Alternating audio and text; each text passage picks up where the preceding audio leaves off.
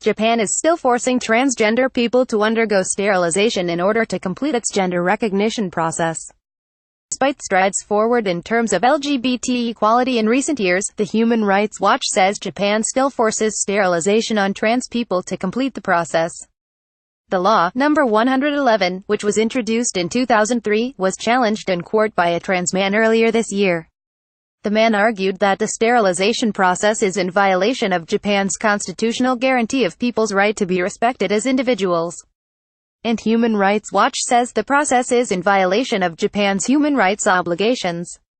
The law regulates gender recognition and means that for a trans person to get legal recognition of their gender identity, they have to have a medical diagnosis of gender identity disorder.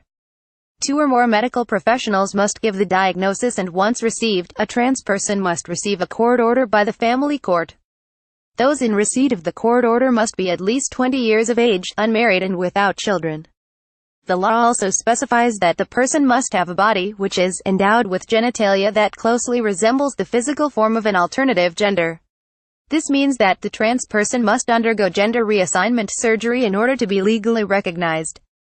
HRW says, while this legal recognition is a legal transition from one gender to the other, court cases and research by Japanese non-governmental organizations have revealed that, in practice, even legally recognized transgender people face discrimination in, for example, adopting children and obtaining life insurance.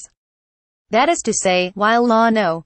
111 is on its own terms abusive, discriminatory and in need of reform, there is also a broader need to protect even those transgender people whose appropriate gender has been legally recognized from discrimination.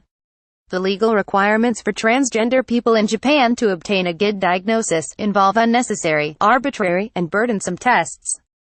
The mandatory psychiatric evaluation and the law's requirement that applicants be unmarried, sterile and lacking any children under 20 are inherently discriminatory. Adding, these conditions, and in particular, the maltreatment many transgender people must accept in order to meet them, also amount to cruel and inhuman treatment and to a violation of transgender people's right to health. The law forces all transgender people who want to secure legal recognition of their appropriate gender to secure diagnosis of a psychological disorder, to refrain from having children at any point during the 2 decades prior to securing recognition, and to be unmarried. It forces many would-be applicants, including those who would not otherwise choose to take these steps, to undergo physically transformative surgical interventions, undergo sterilization, and contemplate the breakup of existing marriages. The HRW also goes on to say that the age requirement can be damaging for transgender young people. A statement from the HRW continues, forcing people to undergo unwanted surgeries to obtain documentation is contrary both to Japan's human rights obligations and its reputation as a champion of LGBT rights, HRW writes. The government should urgently revise Law 111 to end forced sterilization.